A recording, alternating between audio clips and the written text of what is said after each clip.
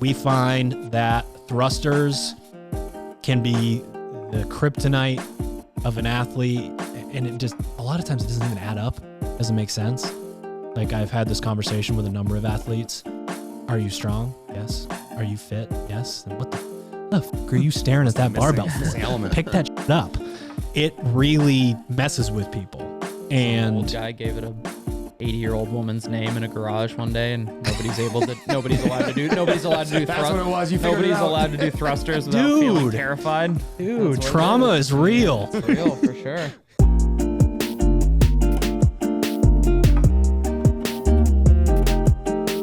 Good morning, Misfits. You are tuning into another episode of the Misfit Podcast. This is a special edition podcast. We are transitioning from phase 4 into competition block 1. If you've never listened to one of these episodes before, we are taking a deep dive into what is going to happen within our programming, what's different, what's new, what sort of things we're going to be focusing on, really sort of peeling back a layer, peek behind the curtain, that kind of thing. Before we get into that, we have very, very, very big news.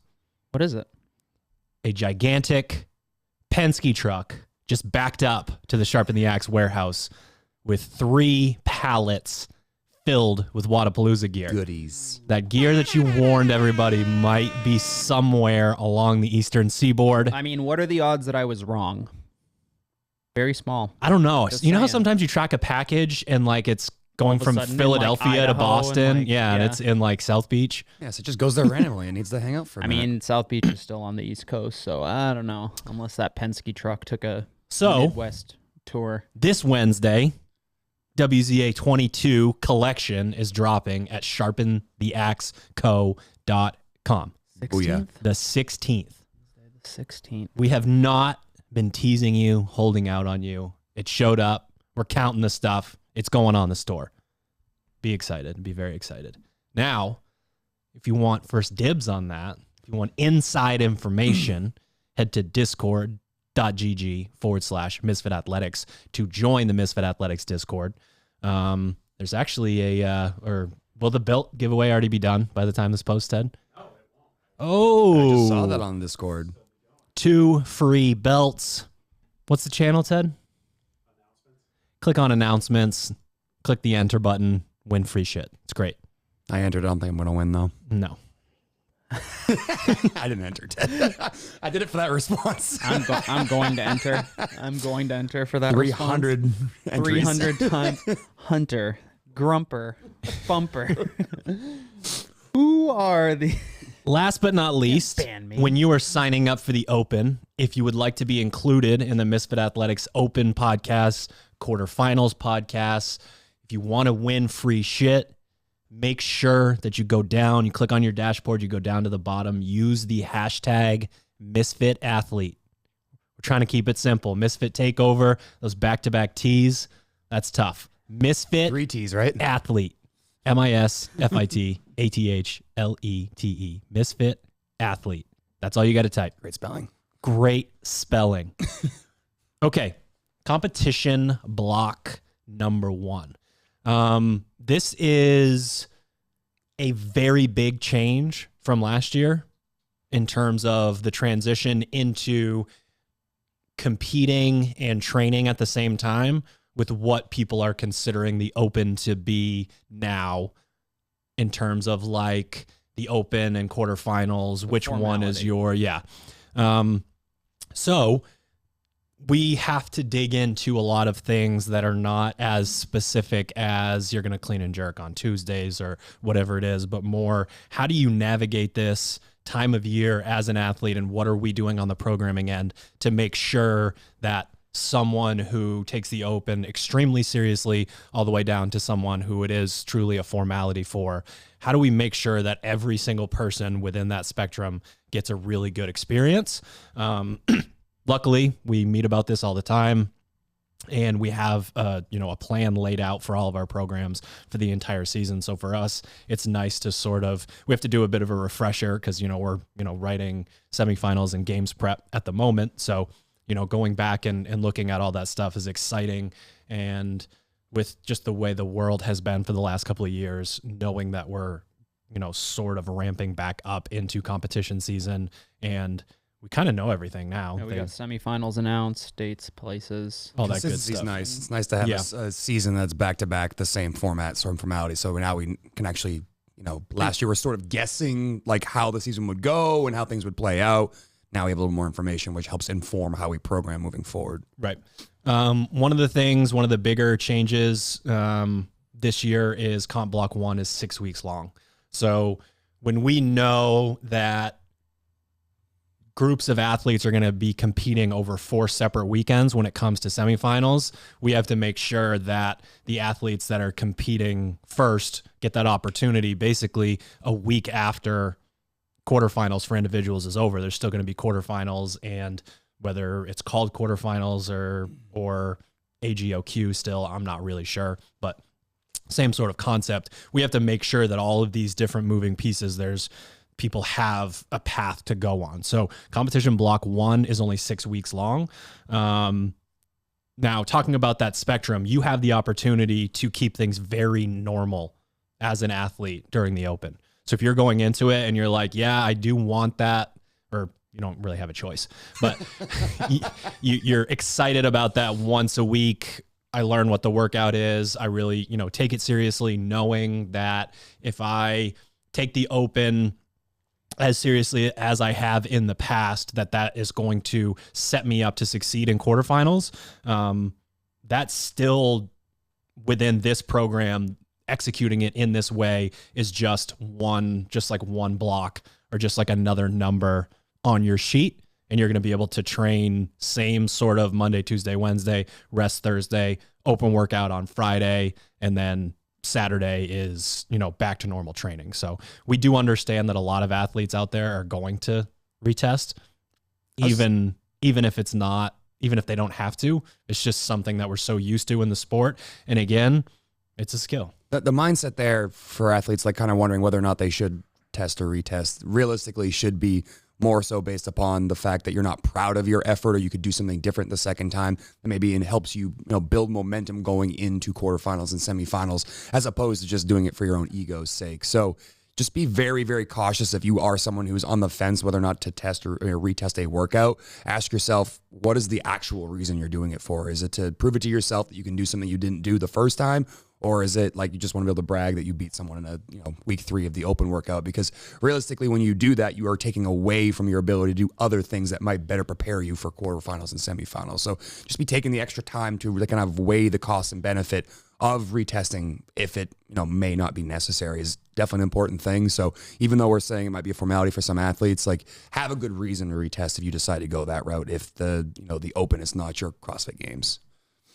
There's also the element of we made sure that basically every day has the opportunity to have what we would consider everything that's mandatory is the bare minimum of what we think an athlete that's trying to do well in quarterfinals is. But then there's this element of knowing yourself as an athlete, and do I perform best on a lower or higher volume scenario? So it's not just about ability. Like an athlete that comes to mind is Austin. Austin coming in and working very hard on a smaller number of pieces always ends up being better for him. So this time of year, I think it's even more important for him to go in and say, I don't need to pick any extras, or if I am picking something, it's because I'm, getting rid of one of the mandatory things and putting one of the non-mandatory pieces that are in there. And we are giving you an opportunity to navigate that on a personal level. So you'll see almost every day anywhere from pick 0 all the way up to picking 3 or 4 different pieces, so that you can sort of adjust the sliders on what you're trying to accomplish during the week. The best example of this is Saturdays.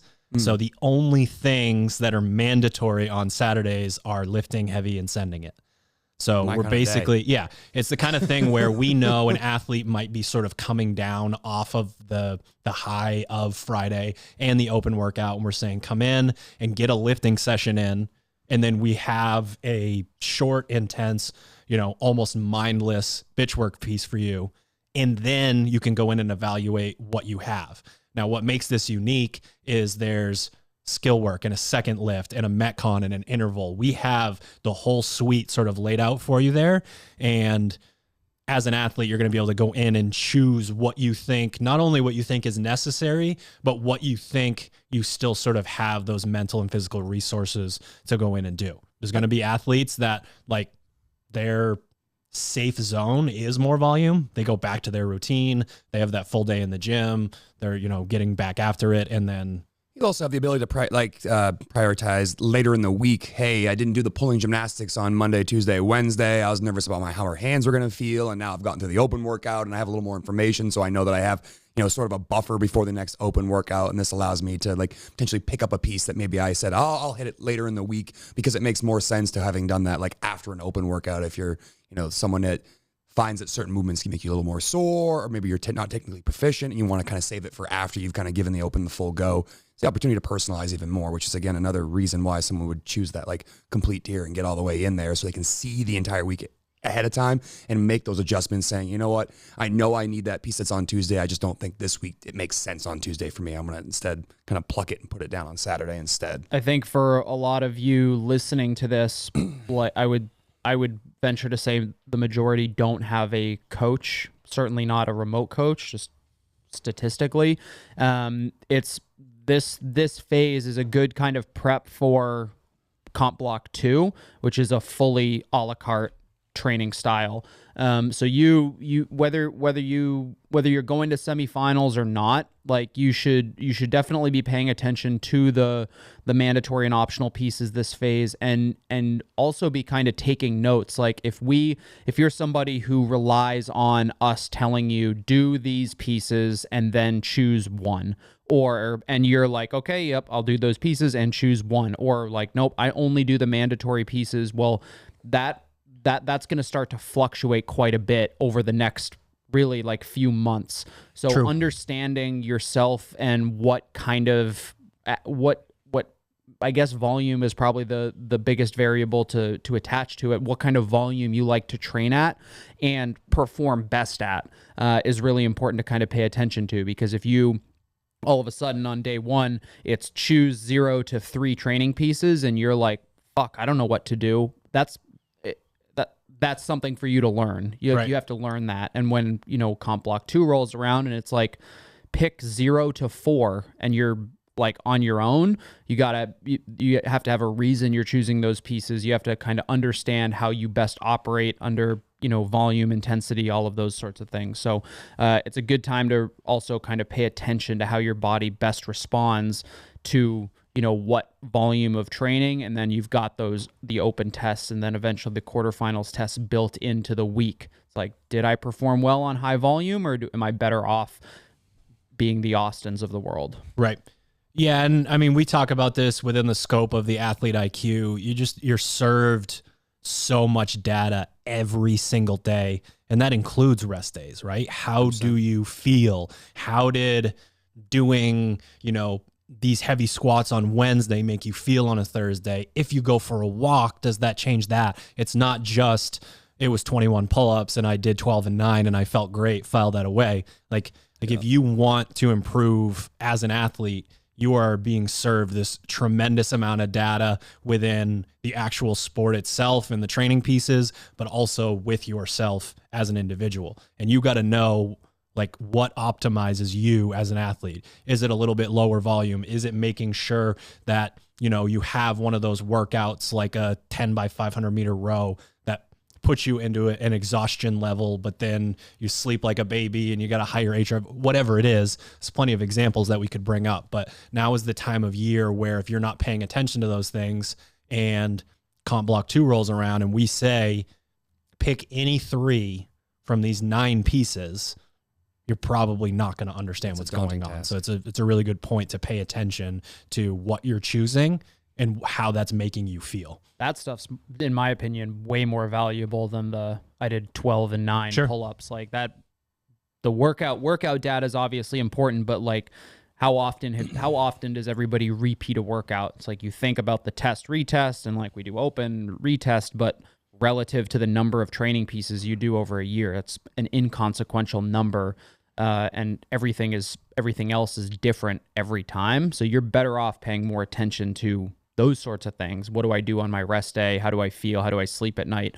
That stuff is way more valuable than, I think the most important element is the one that doesn't come naturally to you. So if you are one of those people that really does pay super close attention to everything that's happening within a workout, and you immediately walk over to your friend and say, man, I couldn't believe what those step overs felt like after rowing, whatever it is. If that's your natural setting, then the most important thing is this shit you're not currently paying attention to. Sure. So if it's vice versa, if you have 14 whoops on and an Oura ring and you're sleeping on this bed and you got, all this biometric data and you never know what the fuck is going on in a Metcon, sure, fair enough. Probably goes in that direction. You think about like how you're biased. We used to sit in the gym around this time of season, and athletes would talk about their training pieces leading up to the Open or regionals, and they'd say this part was hard for me or that part was hard for me, and they'd be arguing over who was right, which part was worse for the workout, and it's so personalized that it's going to be different for everybody. So the more important data,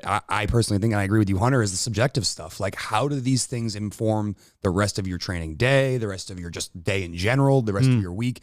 And that information is more valuable than, again, how you broke up your pull-ups. Knowing that stuff and being in tune with you is, the way that athletes that compete at the highest level of the sport get that advantage. They know exactly how a strategy of going 1 or 2 seconds faster on a skier or a rower is going to affect their ability to transition and move through the next set of movements. And that type of information is the second or third order effect of learning how to be in tune with your body and knowing that, hey, if I do 35 deadlifts at 225, I'll probably be okay tomorrow. But if I get to 45 or 50, I know that I'm going to have to spend a little extra time on my posterior chain because I know that that type of volume messes with me. So those are the kind of things that I think this part of the year is most beneficial to learn, and taking the extra time with the option of choosing more pieces could mean that you choose less and that you use that time that could have been spent choosing those pieces on reflecting on the pieces that you just did so they inform you moving forward. True. Another thing that we've tested out in the past where I think we made a better choice this year is we backed up phase 4. So it's test week right now, phase 4 retest week. And we essentially backed up what we think are the 2 best practice weeks with primer week and retest week right before the Open starts, because we wanted to be able to go straight into the Open and continue training.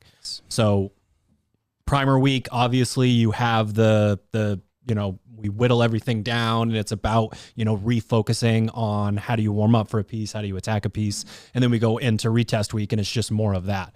The one challenge I would throw out there for the community at large is taking one of those pieces from retest week, putting it on Friday specifically, getting your training partners, getting your fucking 19 dusty old tripods out and going through, having someone judge you. I mean, I'm pretty sure Friday is the anaerobic retest. So that would be a really good workout to have a crew there, have your training partners around, have a judge, have a video, do the whole thing. It's going to seem silly, but then you're going to be glad you did it when it comes to that sort of first week.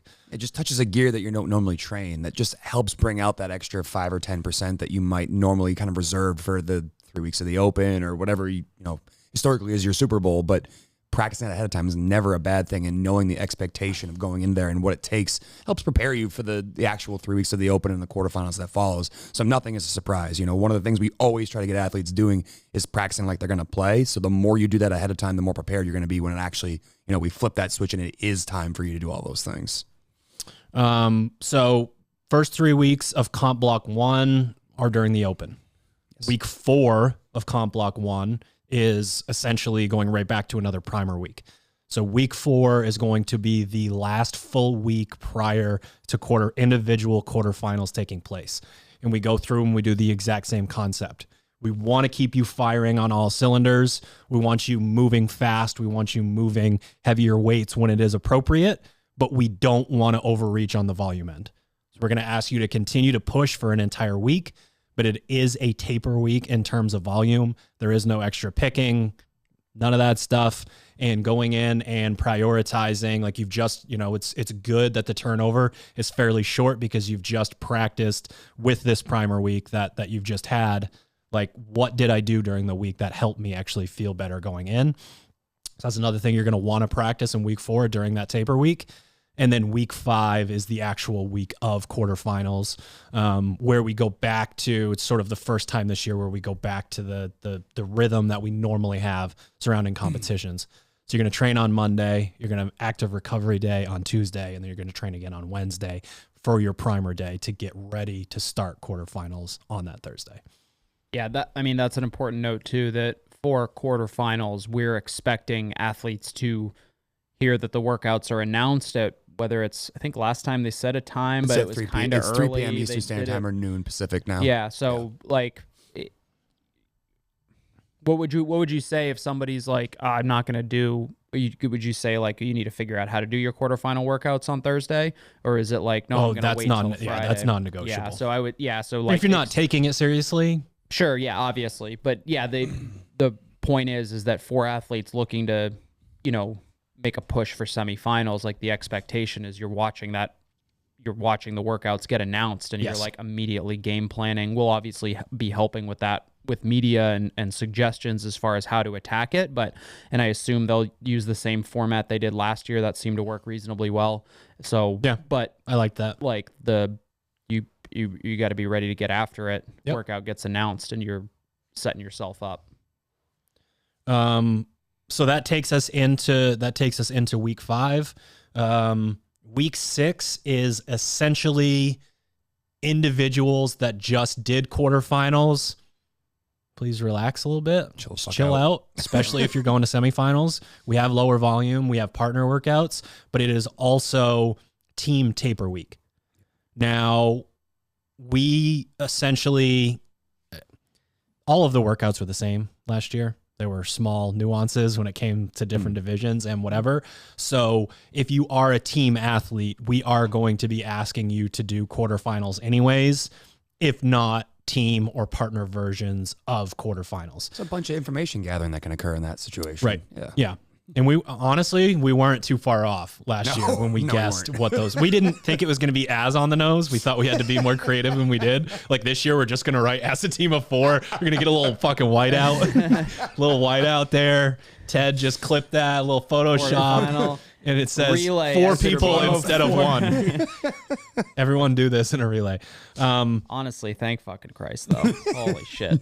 That makes things so much easier for everybody, honestly. We don't know who's programming it. We don't really know. This is the part of the horse drawing, and we don't know who's drawing it. We got a pretty good idea that the residual tests will still apply to quarterfinals, at least up to that part. I know a lot of people from CrossFit HQ listen to this podcast, so I'm going to talk to you guys right now. If you guys could just fucking just smooth things out for a couple years. If things could, great. If there were no major announcements until 2027, I would be so happy. I think they did I thought somewhere they said that they plan to release like next year's dates. Like there are certain things, but we don't know who's writing the workouts and we don't know who the damn CEO of CrossFit is. I'm just saying, it was exciting for a few years to always have something new and exciting to talk about. I don't want anything to talk about. No. Fucking business as usual, please. Yeah. It's Sherb time. 21:15:9. If it's not that, fuck off. Like, leave me alone. All right. Back to the show. Back to the show. 21:15:9 in peace. Fuck. So week 6 is team taper week / individuals. Please relax. Please relax a little bit. When it comes to the team taper week, we have Monday, Tuesday, and Wednesday partner versions of every single workout. If you don't have a partner, you're going to have to do a little math on some one-to-one rest situations. Not too challenging. We'll make sure that there are some suggestions for that. Friday and Saturday, you are essentially going to have the same thing, but with options for a team of 4 to be able to go in and do that. So any Misfit teams that are listening, we do have you covered when it comes to getting into that. Before we get into the nitty gritty, Sherb, we have the Masters and Teens diverge a bit. Their seasons are just a little bit different with the new addition layer. What's the nuance there? So the new layer they added to the season, there's now the cutting from, the the top 30 down to the top 10. So there's now essentially an AGOQ quarterfinals. So right around week 4, you're going to notice that the teens and masters essentially go through a very similar like deload partner fun week that we're going to see in like week 6 for the individuals, with the idea of like, let's take a lower volume week to kind of reset the brain, reset the body, and get ourselves ready to start ramping back up. Because as we work through the tail end of comp block 1, we're essentially kind of try to get back into a higher training volume, prepping ourselves for the individual or the AGOQ quarterfinal and semifinal. So you'll just notice at the very end of the phase, weeks 1 through 3, we're right in line with the rest of the programming. And then at week 4, there's a slight divergence. And then as we roll into comp block 2, which we'll have a podcast on as well, there'll just be some nuance for athletes depending on where they think their season's going to either, hopefully end up or where it's going to go, to make sure that we're properly or preparing you all at an early enough interval that you can actually create the adaptation we're looking for, but not so early that you burn out and you're like, oh my God, I've been doing comp prep for 15 straight weeks. So we're just trying to make sure that we think of those athletes specifically because they're going to need a little bit different than the individuals will this time of season, as their season changes slightly from the bulk until it reconverges as we get closer to the games again. Yeah, masters and teens have a little bit of you guys have to kind of view comp block 1 and 2 almost like as kind of one continuous block, because there's no like stop start for you as far as like between the open and when the AGOQ happens, which is in comp block 2, right? Yes. Yeah, and then the 4, subsequent online semifinal after that. So you masters and teens out there gotta mentally probably prepare for just like what will feel like one really long kind of ramp up. But the point that Sherb's making is good, because understanding that those programs diverge a little bit because we are prepping you for the timing of your season, and then the MFT program obviously geared more towards the semifinals athlete, which obviously means the Hatchet program is kind of for you. Maybe the quarterfinals is your Super Bowl, or you are hoping to qualify from the open just to take a bite out of semifinal or out of a quarterfinal workout. So kind of understanding that all the programs have their own. We try to keep them, running parallel to each other as best we can, but there is a divergence when it comes to the season. It's a pretty common question we get, either if it's on Discord or, via support tickets, is just like, which program should I be on? In that like 35 to 39 age group, or maybe I'm like a 17-year-old teenager who may be able to take on some of the MFT pieces. Like, it's fine to look at those programs and figure out which ones maybe you can borrow a piece from, and because it's wheelhouse or it's something you're good at or something you want to work on. But those programs aren't focused on your specific season, which is always why when someone reaches out to me, I tell them what I just told you all here. Borrow from pieces that make sense to borrow from, but overall you should be sticking to the program that is in alignment with your season, because we're thinking about what is the best way to set you up for success. And, following a program that peaks at different intervals isn't going to be it. All right. So now we're going to get into the nitty gritty of what's actually taking place in Comp Block 1, what we're focusing on. I really like the idea of a bit of a distraction during this period of time. So we're going to go through and talk about all these things that you're going to work on, and you're going to be working on them during the open and leading up into quarterfinals. And one of the things that we notice with athletes, especially in the past, when it comes to the open, is like, I don't want to train too much, so I have much more free time than I normally do. And I have time to convince myself that my shoulder's going to fall off, or that I, in fact, did not exercise all year and that I'm the least fit person on earth. Like, athletes are at their best when they're getting out of their head and going into their body and really moving. So I like the idea of, for the first time during a comp block, while the open and quarterfinals are happening, it's like, no, this is still our plan. This is still what we are trying to do. Because I think you can divert some of that focus from obsessing over this single thing that, like, in your default setting, you would just go and crush anyways. Yeah, the stress just knocks you out of your normal rhythm. And the idea here is, if we can give you something to distract you, that you're not going to spend that time, like, scrolling through Instagram being like, I'm not doing these 35 things that I need to do to get myself ready in this, like, next little chunk of time. And it just doesn't work that way. So, I always remember training for, competitive season in the past. You do your, like, your Monday would be kind of normal, your Tuesday would be kind of normal, and then it's like, don't do anything other than like maybe ride a machine up until the open workout, and then like you do your open workout and it's a free for all. It's like, I'll do all the things I missed all week, and oftentimes that meant that later throughout the open that you weren't performing at a high caliber because you were just hazing yourself every Friday and Saturday and expecting that somehow you'd be in the best case scenario ready for your next week, and oftentimes it just led to people either not training enough or overtraining when they need to be kind of really dialing that in this time of year. The idea of everything on purpose, I think, starts at the programming level and just made a whole lot of sense to take that concept from what is happening, at the, conference table and the computers and all that stuff, and have athletes start to think in that same way. Are these things that I'm doing making me better? All the way from, again, the strategy within the workout to your lifestyle and all of that. The most, like, I don't want to say egregious because that sounds negative, but the biggest example this whole year of everything on purpose from a programming standpoint is the clean and jerk as the high CNS lift in comp block 1. The preparation, knowingly or unknowingly, that you guys have done, I'm talking heavy pulling from the floor, goes into skill squat clean, goes into CNS squat clean, goes into GPP, GPP. What did you say? Fuck me up. I was on a roll. Back squat, and like we're squatting now. Split jerk skill working now. Exactly. So you're going through all of that, and every single session from, I don't know how many weeks it's been now. Seven times 4. 68 weeks. August. Yeah.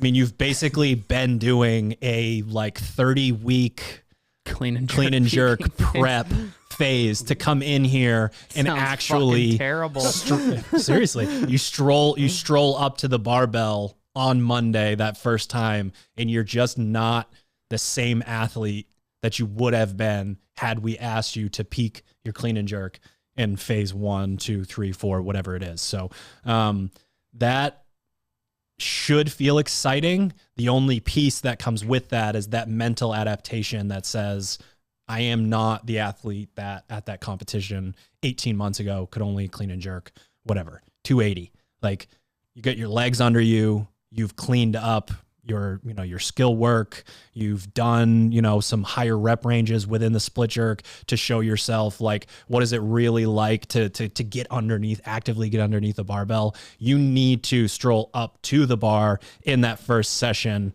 sort of with that renewed idea of what you are going to be capable of during the phase. You earned confidence throughout the entire season through, countless reps of pulling and squatting and pressing and skill-based lifting to go up to that bar and to do your absolute best. And, we recently had something in our affiliate that was a really heavy squat day, and everyone kind of going into a little ho-hum about it's scary to squat that much weight for that many reps. And I said, you have to go in with the expectation that you can go in there and do that. If you go in there with the mindset of I've only ever lifted this much weight, or I'm only able to do 3 out of my 5 reps, it's not going to be a good session. Go in there with the expectation. And if you can't get there yourself, find people who help get you there so that you're excited about going and lifting that barbell instead of being like, oh, I've always been around 300 pounds and it's not getting any better. That is not the attitude to have in here. And you've earned the confidence through your training. So believe in yourself as you stock up to that bar, because you're probably going to surprise yourself with what you can hit. Hunter and I talked about it last week, I believe. And I sort of said that there's something to for anybody that doesn't know, the idea of a hive mind. So when you're insects, basically instinctually know so much that it's like in nature when you see a whole group of animals run in the same direction, or birds fly together, or bees and all these, they have these communication skills that are essentially telepathic. I find that same sort of thing to happen. I called it hive strength last week when I was watching that 5x5. There was an energy in the room, and each person squatting was a domino that was either going to fucking tip in the wrong direction or go well. The amount of focus, and it wasn't an instruction from Hunter or anything, the amount of focus that athletes had on each other during a set was they were trying to will them through the squat. You could see someone in a final rep, clenching their fists for someone else to stand up. And just like the way that you would hope. There was just something too. It was two people with great squats at the front of the rack. You had Austin and Matt Lemon across from each other, both, moving technically sound and, got a little bit more of the fast twitch in there to allow them to look a little bit easier. And then you just saw it right down the line of people being the like, idea, everybody's like, oh, if they can do it, I can do it. If they're like, nobody, the dominoes are falling and everybody's successful. Like, I'm sure as fuck not going to be the one to miss this. And yeah, it's absolutely true. And what it does for an athlete to walk up to them and be like, that was a great set. That looked fucking awesome. Even if it looked like dog shit. Right. Like great. Going in and giving someone, so basically to circle it all the way back to where we started is try to create that sort of environment for yourself, even if it's just between your ears. 100%. Ready? Rolling. All right, Misfits, just a quick break to shout out our show sponsors and hopefully save you a little bit of dough. It's Valentine's Day. And you know what you should do? You should head to sharpentheaxeco.com and get your Valentine a gift card. And I'm saying gift card because in 2 days, Wednesday, whatever month it is, the 16th, the WZA 22 collection is dropping at sharpentheaxeco.com. You make their day, but they still get to pick out their gear because you can never pick the right size, right? Sharpentheaxeco.com. Use the code word Keala, Keala, to save 10%, and we will donate 10% to the Keala Foundation. We are also brought to you by Pure Spectrum. You got to do Pure Spectrum CBD. Use the code word Misfit to save on your order. What we've been talking about this episode is all about being properly prepared for the 2022 season. We've got the Open, quarterfinals, and semifinals coming ahead. And if you're looking to get all those ducks in a row so that you're prepared to do your absolute best during the season, you should check out the Pure Spectrum products. They've got the Black Label Salve, the Black Label Tincture. All of those things are designed to help you recover better so that when you go to do that performance in the Open, quarterfinals, or semifinals, you can do your absolute best. And again, you can use the code word Misfit to save on your order. PureSpectrumCBD.com. And we are also brought to you by Proper Fuel. Head to properfuel.co. Use the code word Misfit to save on your first order. Listen, we're talking about fucking running through brick walls, choosing violence. Step number one is in choosing violence is a heaping scoop of Proper Pre with caffeine. If it's like before noon, we're not. You don't even want to come at me when I'm on that shit. Jesus is violent, not good. Just an uncaged animal. Unruly. And then when you finish up your workout, a couple scoops of that post-workout recovery to set you up for the next training session. Properfuel.co. Use the code word Misfit for your first order. If you're loving this content, YouTube, Instagram, Friendster, Napster, LimeWire. The best way to support what we do and continue to get the best content, the best programming is to head to misfitathletics.com or the SugarWOD marketplace. If you want to be as fit as these two and sometimes of the year me, teammisfit.com or the SugarWOD marketplace is where you can sign up for our affiliate programming. Also on Discord. Yeah, go to any of those places. Sign up for some programming. Join the team. All right, back to the show. The next one is near and dear to my heart. We are going to be working on front squat skill. What's that? That's because front squat is a skill. The more that you can make your front squat, this is an asterisk here. The more you can make your front squat look like your back squat, just in terms of like staying in line with your body and whatnot, and not having it in the front rack manipulate you into a bag of bones versus someone performing a beautiful front squat. If your back squat's hideous, then I don't want to say do it that way.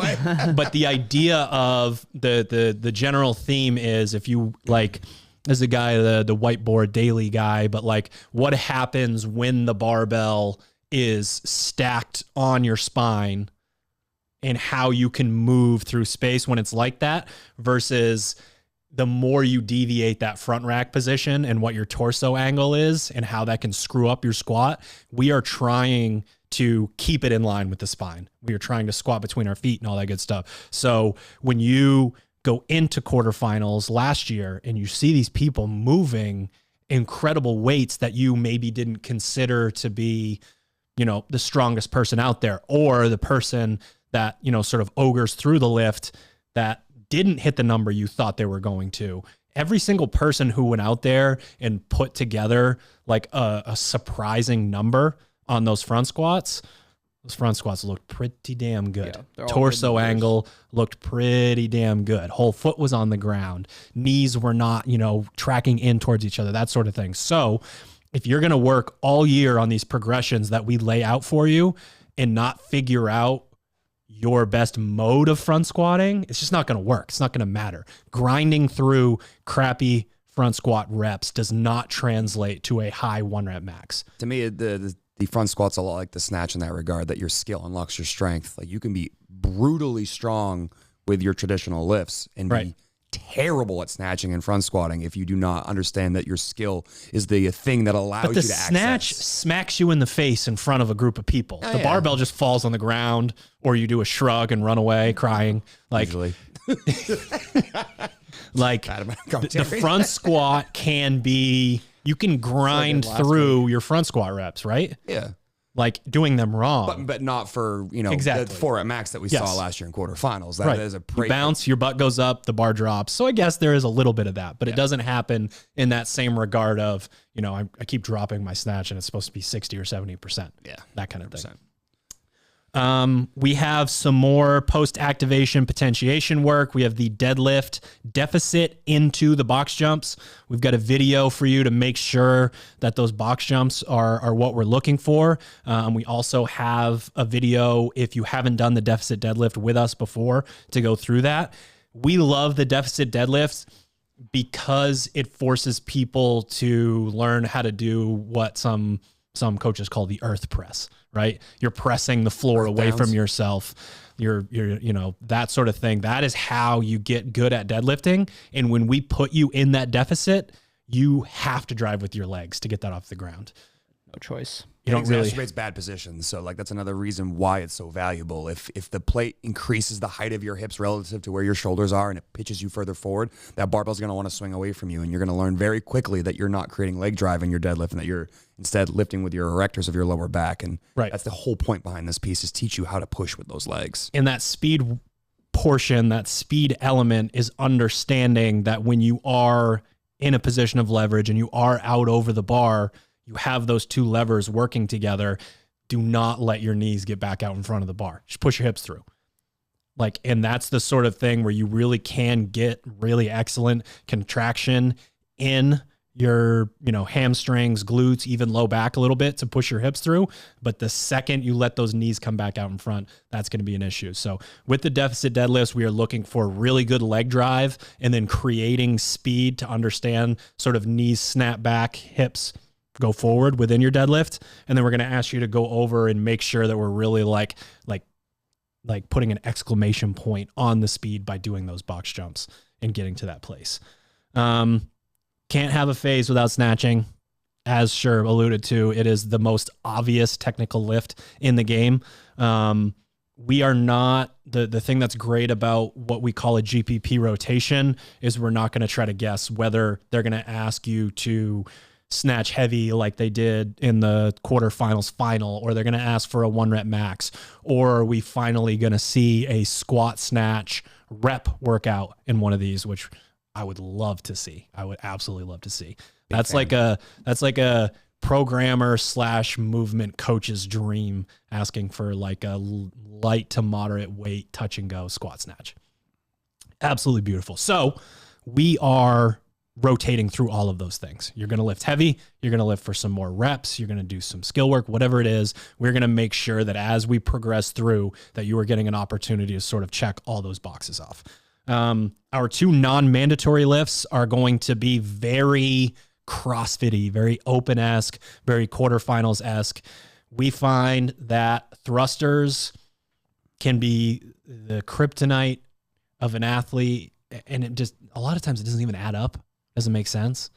Like, I've had this conversation with a number of athletes. Are you strong? Yes. Are you fit? Yes. Then what the fuck are you staring at that barbell for? Pick that shit up. It really messes with people. And some old guy gave it a 80-year-old woman's name in a garage one day, and nobody's allowed to do That's what it was. You figured nobody's it out. allowed to do thrusters without feeling terrified. Dude, trauma is real. It's real for sure. It's like, I understand.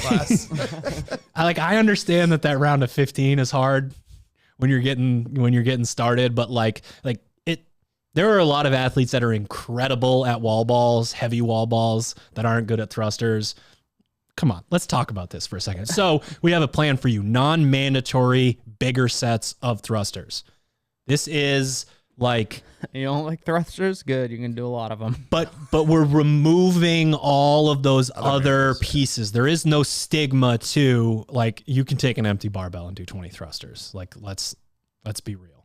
So if you want a 6-week progression and you hate thrusters, be nice to yourself at the beginning. Use linear progression. Like, well, obviously I can do, I open Fran unbroken. Basically everybody does. So I can start at 95 and I'm going to do 95, 100, 105. And next week I'm going to do 100, 105, 110, whatever it is, wherever you feel like you're being stopped, you are going to get fitter, but this is much more like therapy for you to understand that this is a squat and a press and you're all a bunch of fucking monsters. And you have to get rid of that stigma. This is the same idea we used to employ with weakness warm-ups. The idea of breaking down the mental stigma of, running a mile each day before your workout or rowing a 2K, or I think at one point it was like 7-bar facing burpees, and Hunter's got it at like 300 to warm up with now. I don't know what number you get to now, but the idea here is a lot of those barriers are built within your own, skull, and they have nothing to do with your physical capabilities. So the more you do them, the quicker you can kind of rip that Band-Aid off and just realize that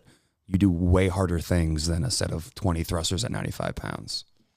The other area that we see issues with athletes is a bit more of an in-between zone when it comes to the shoulder to overhead. So not your obvious push press weights, not your 1-rep max weights, but we have 6 sets of 10 every single week. And it's that weight where, you're choosing something you can do for 10, but we're asking for it to be touch and go. So obviously the touch here is your, you instead of the floor.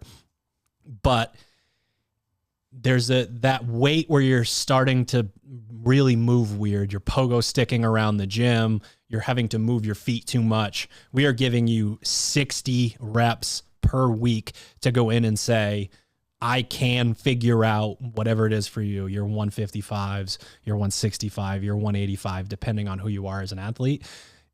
That movement, for whatever fucking reason, I don't think any of us know, it hasn't come up that often.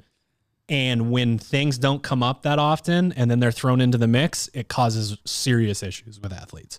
I mean, you see the games workout 2007 reloaded for the 7th or 8th time. I don't know where that games workout was, but they had to do the heavy push jerks. Like, that's a great example of someone not understanding what their capacity is in that movement and not knowing where that line is. The idea behind these sessions is information gathering. So you have the ability to set your feet a little bit wider, learn how to push under a barbell so that, I agree with you that at some point this movement will show up in competition, and you don't want to be that person who doesn't do it regularly enough that you know how to move around that barbell at the speed you need to move at, the aggressiveness that you push under the barbell with. All of those things are little elements that we don't see super often in our sport, but you best believe that the second you stop training it's going to get thrown in your face. So, if you're someone who's not super comfortable with that style of push jerk, put yourself up against it and get better over the course of those 6 weeks.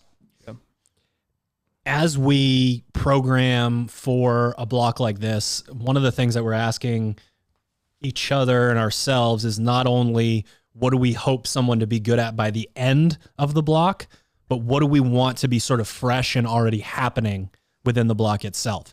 So we've checked off a lot of boxes right now. The one box that we have not checked off is touch and go work. So our in-WOD lifting is going to be touch and go, snatch, clean. It can be squat. It can be power, clean and jerk, that sort of thing.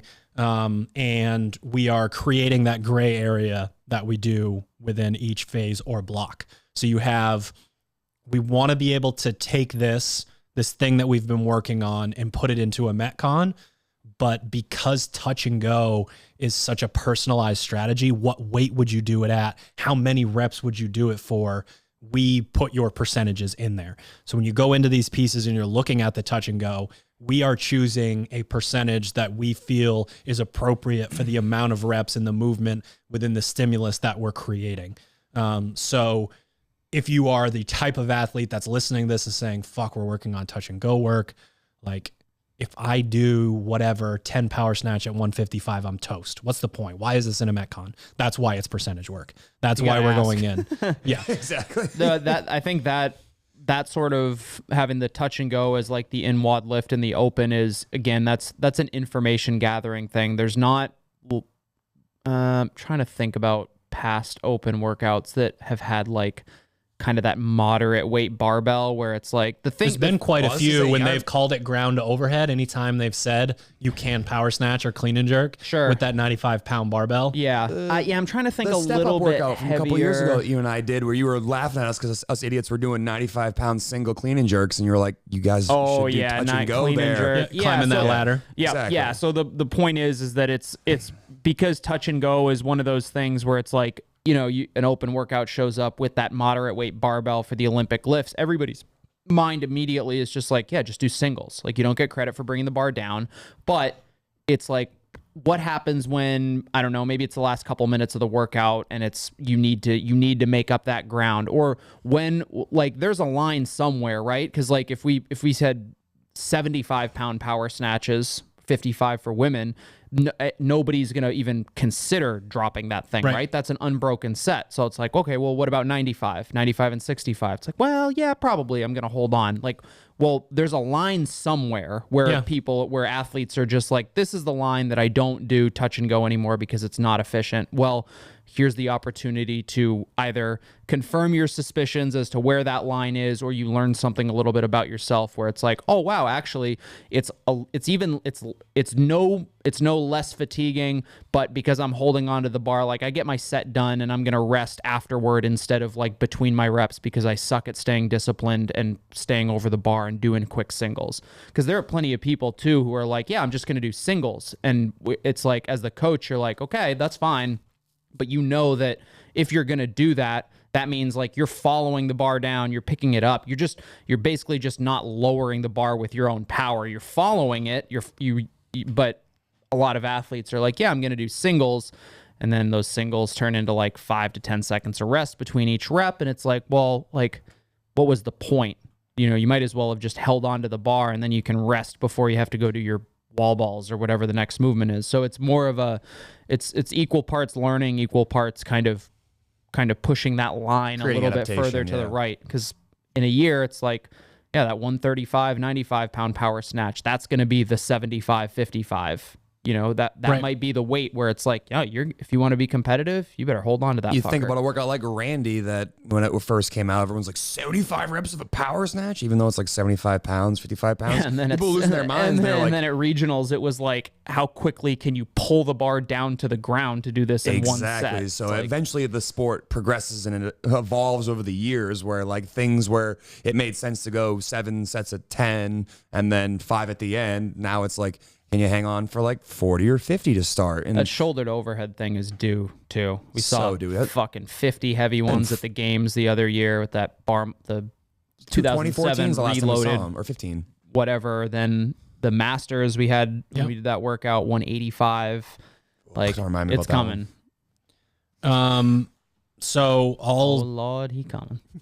I'll sort of serve this up to you guys and give people a little bit more insight into how we program. So we go into this block and we've got a movement tracker that at different times of the year when we're going into program, there's either an asterisk next to a movement or it's bold.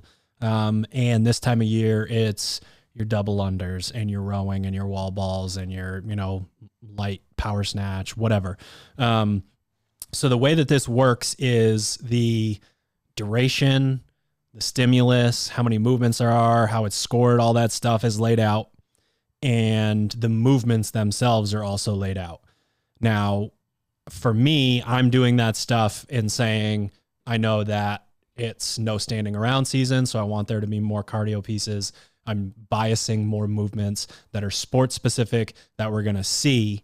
So the question is to you guys are writing all of the Metcons and intervals. How are you thinking about translating just stimulus and movements and whatnot this time of year?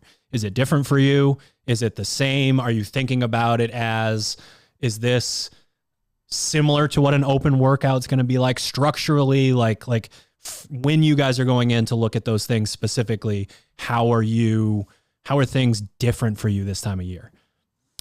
I'd say to jump into that question, the things that I try to prioritize when picking these training pieces, I think Hunter gave me all the cardio ski pieces that we had on our training for the comp block one. Ski lunge. You gotta work on them, big guy. But the idea here is very similar to what you just said a second ago. You know, we're prioritizing typically the cardio workouts. Yep. But also we want to make sure that you're in tune with the kind of sets and reps that you might see in an open workout, and knowing that like sometimes you're going to have to pivot and figure out how you're going to get through 20 muscle ups as fast as you can.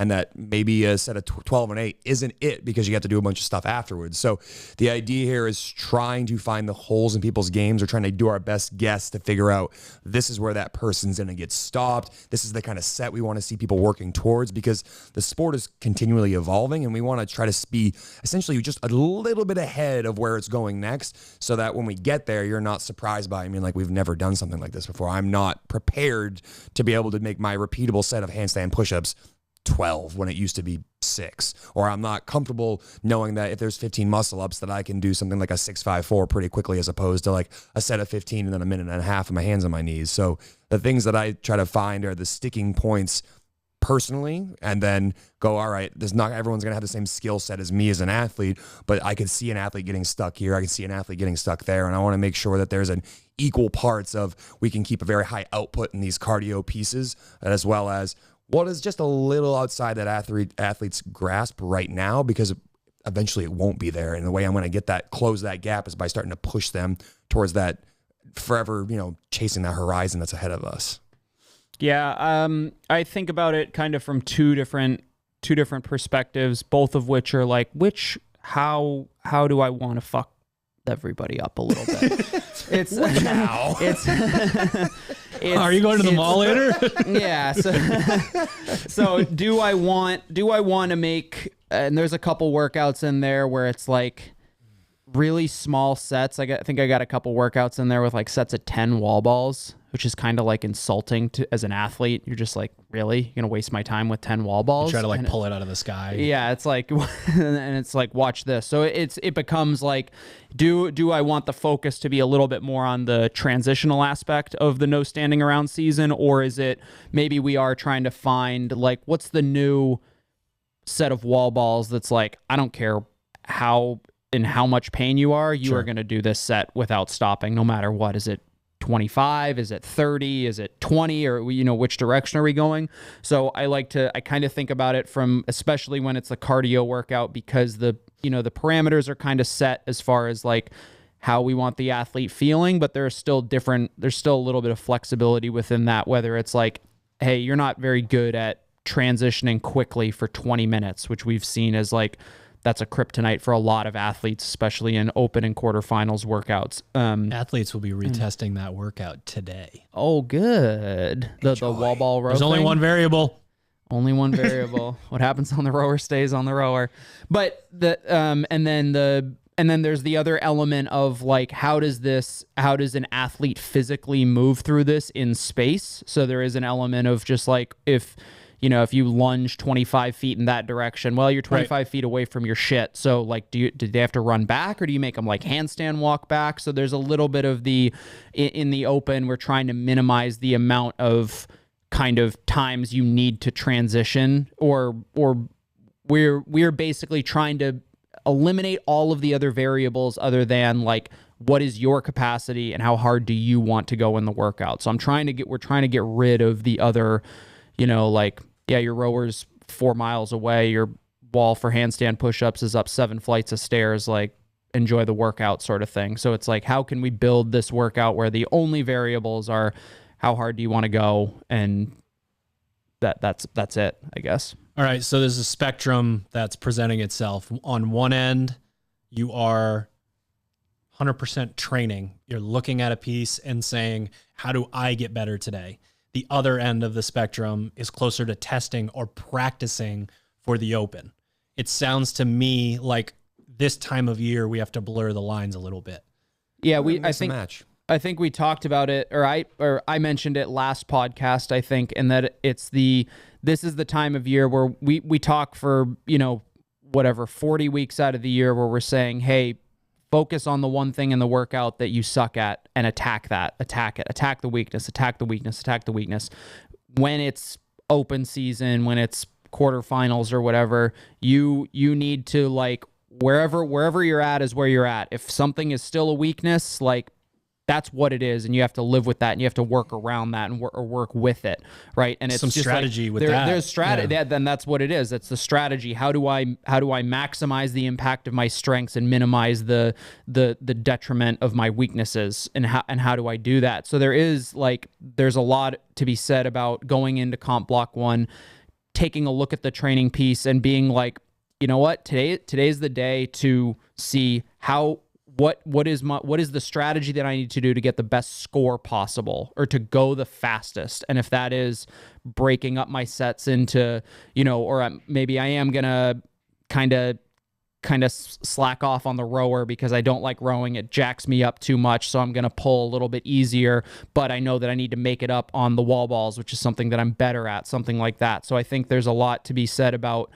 switching from, like, I'm going to focus on my weakness in this workout and attack it because I want to get better. But as you get closer to the season, like, leaderboard doesn't give a shit if that was a great weakness workout for you. It's like, what was your time? How much work did you get done? I don't care about the rest. It is still a spectrum though, right? Because there's we're not asking you to game every workout that you go into. Like, I'm actually really good at this, and I know that just based on quick math that I can do that. No, but if the first time you do that is in an open or a quarterfinals workout, it's like, maybe that wasn't, you probably need to remember. And maybe, because the other thing too is if you're always hammering, only focusing on your weaknesses, maybe you don't have a full grasp of where your strengths are. Maybe they're significantly better than they were. Maybe they're actually, like, maybe your weakness is now actually a strength, and something you thought you were good at is, like, that's a little bit of a deficiency. So that's why, like, you have to kind of constantly go back and forth between, like, train, test, and that's obviously part of the reason. When you get a wheelhouse workout, you can hammer that every once in a while, and that adaptation is something you should double down on every once in a while. Like, you need to have that in your life, because if you're constantly just avoiding things you're good at, you might actually start creating a hole that you didn't know you had before. And God forbid an open workout comes up that's a complete wheelhouse workout for you, and you're just like, yes. See ya. And and I'm just like, oh, that is gonna hurt so bad. You are not gonna like that. Yeah. All right. To move into bitch work, we got to do a little bit of a history lesson based on some questions I've got. So, Maffetone method started appearing at misfitathletics.com. What's my heart rate supposed to be? In about 2014, roughly, 14, somewhere 15, in that range. Somewhere in that window. And no one was ready for it. The community didn't have the equipment for it. The people that did have the equipment weren't even fit enough to go jog and stay at that heart rate. I had a sprint. What are you talking about? like very different times. Yeah. Now, the question that I'm getting is, this is really working for me. I want to keep doing it. How do I keep doing it when you guys get away from it in phase 4? That's not happening. We have been disguising and rebranding and doing anything we can to get you guys to do this work. We've been lying to you the whole time. For the love of God, just do it. Now, we got to give credit where credit's due. We thought that to get you guys to do this stuff, that it had to look like 5 rounds of row at a smooth pace, 1 muscle up. Tricked you. Real well. It's not going anywhere. It's going to be a staple of our programming indefinitely. It's going to be in every single block. You just have to make sure that you're ready to seek it out, depending on whether it's listed in morning movement or listed in your weekly work, or it's in line that day with your programming. It is going to be in there in a significant amount across our programs. Like, one of the things that kind of sucked during phase 4 is if someone didn't have the complete tier, they didn't think that masters were doing it because it was in the morning movement or it was in the weekly work and was not listed on that specific same day as another program. If you want to do it, we are providing the information to do it, and it's going to stay that way. It's also the same fucking session every time. So, like, the warm-up's the same, the heart rate recommendation is the same. There's nothing, we don't, like, I've got remote athletes who are like, hey, can I do this on a different day if I want to? And I'm like, sure, go for it. Like, I don't care. Yeah. It's one of those things where it's like, I probably wouldn't, like, don't do your 3x3 back squat or your 1 rep max test and then go sit on a bike for 45 minutes. We know that's not necessarily the most effective use of time, but it's like, if it's today or tomorrow, or if it's like, if I don't do it today, I'm not going to do it at all, then do it today. Just do it's 45 minutes. It's the same thing. I'll save you the waiting for 9 p.m. Eastern for the workout to load. It's always the same. We just mix and match which machine we recommend. But again, you can personalize the shit out of that too and just stick with the one machine you've been going at. Very true. All right. So do not fret. It's here to stay. We thought you guys needed to be babied into this. We were wrong. You were right. Well, you guys win. Thanks for surprising us. All right.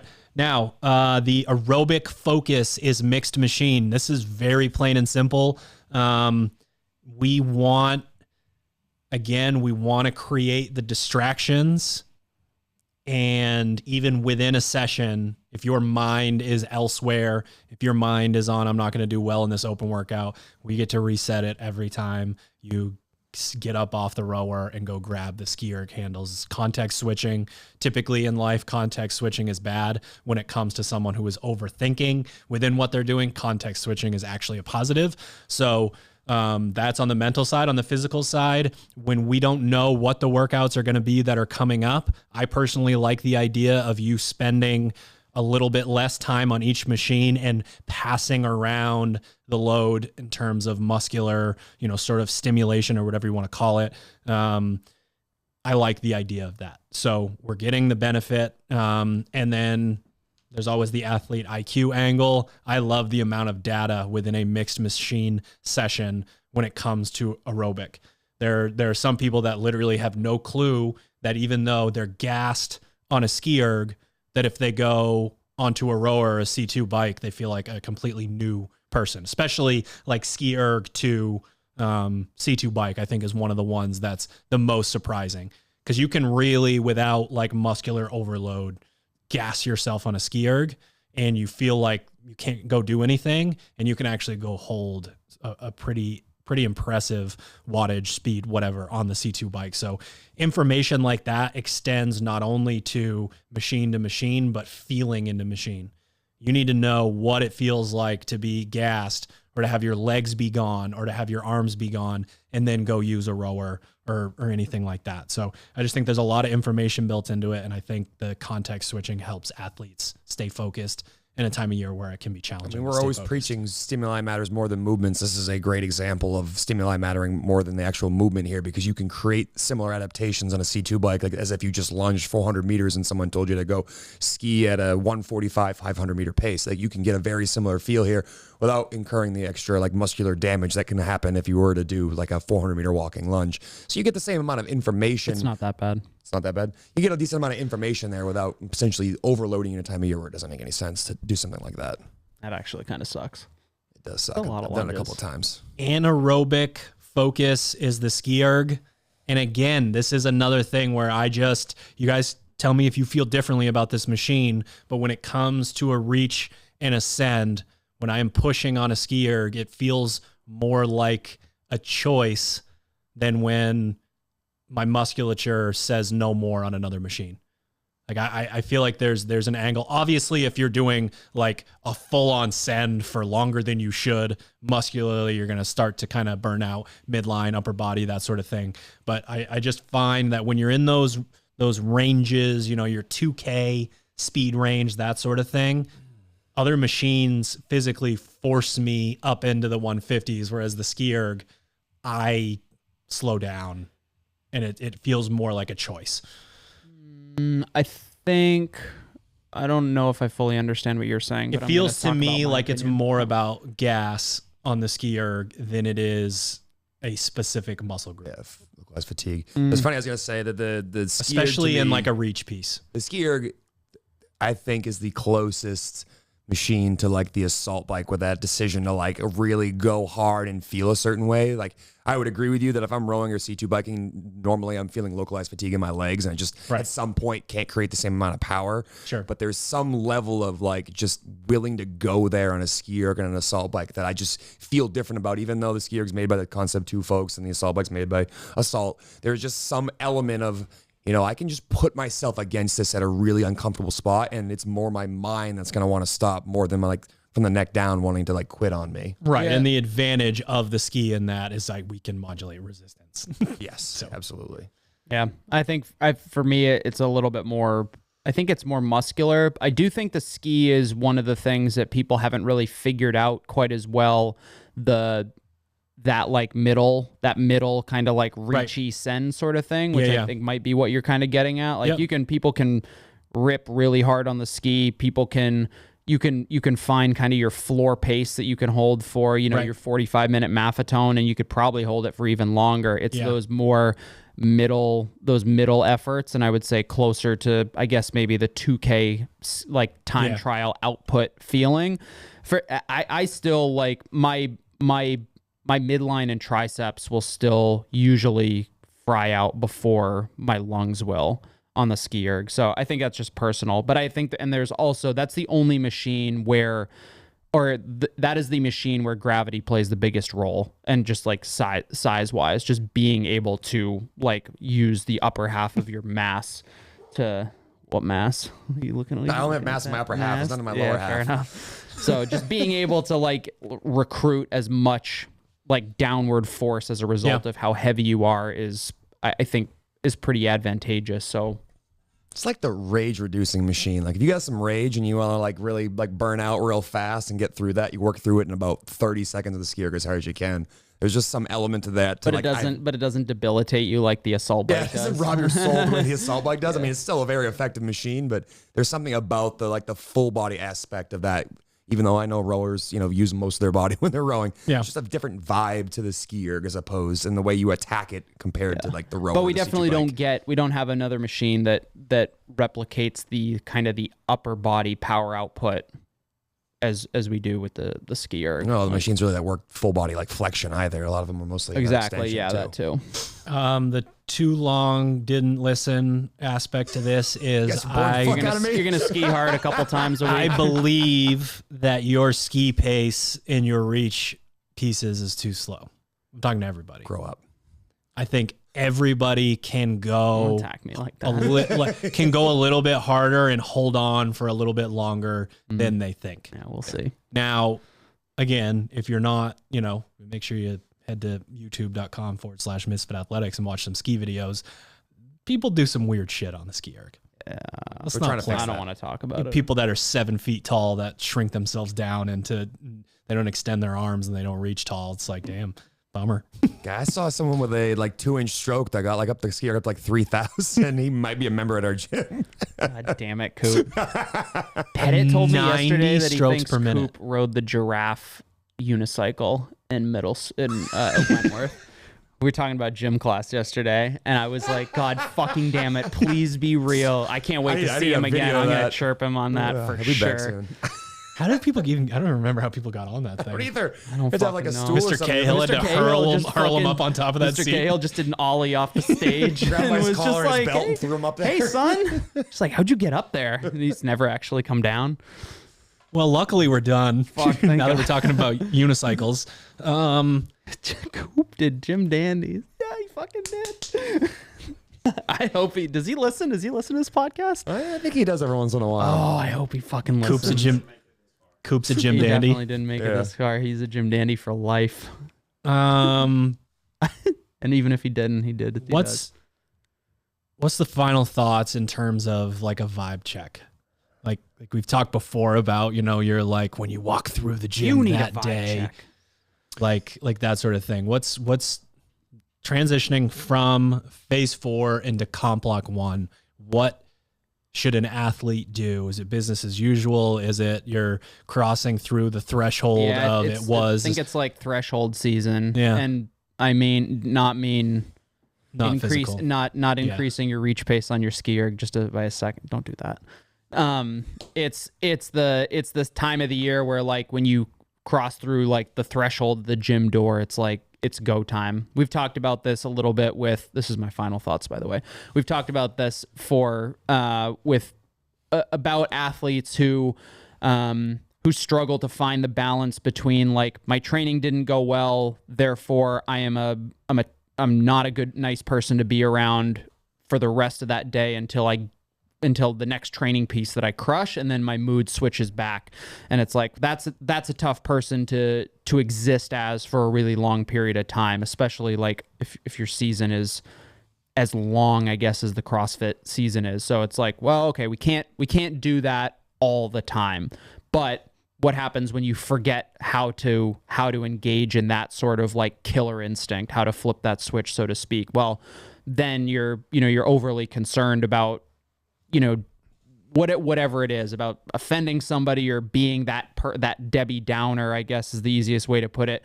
And so in an effort to blunt that, you also blunt your performance. And I think it's like kind of, this is the bless off, so to speak, on the season, where it's like, if you are an athlete legitimately. Bro, you want to have a bless off? I'm doing a bless off. Someone sneezing? I am, yep, in tight. It's okay, I'm qualified.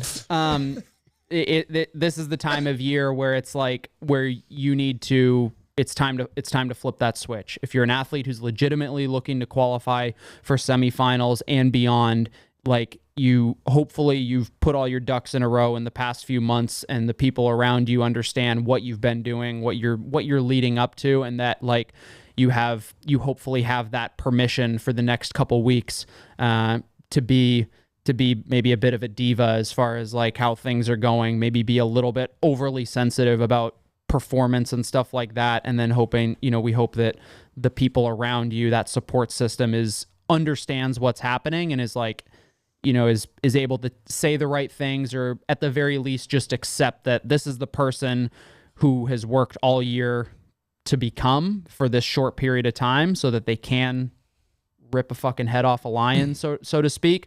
But you gotta make that switch. And I think Comp Block 1 is, I don't think there's a better time to do that. It's certainly time. Not later. It's time. So I often talk about ego on this show and how that can be something that can derail you from being the best version of yourself and kind of living more of a life of humility when you go into the gym day in and day out.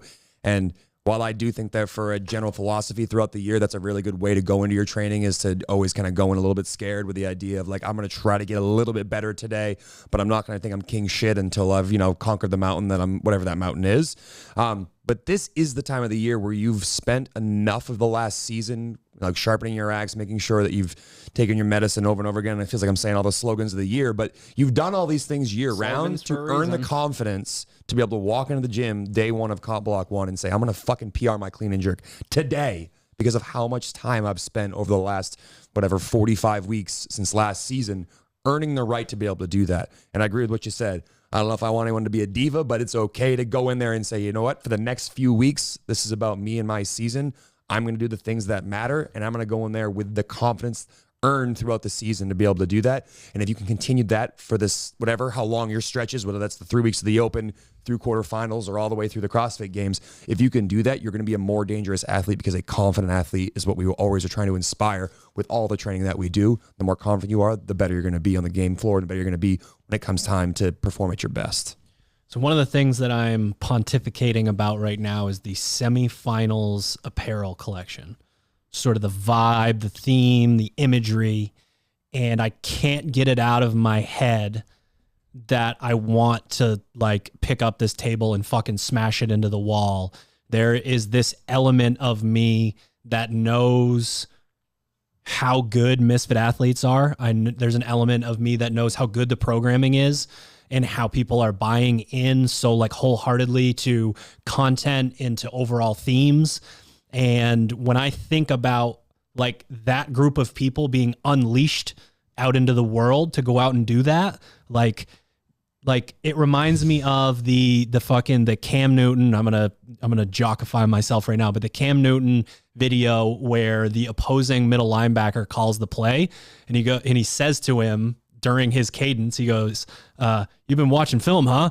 watch this, and then throws a touchdown pass because he had an audible ready or whatever it was, or I'm so good at what I do that I don't give a fuck what you're doing. I'm me and I'm throwing it to this guy, and this is my team.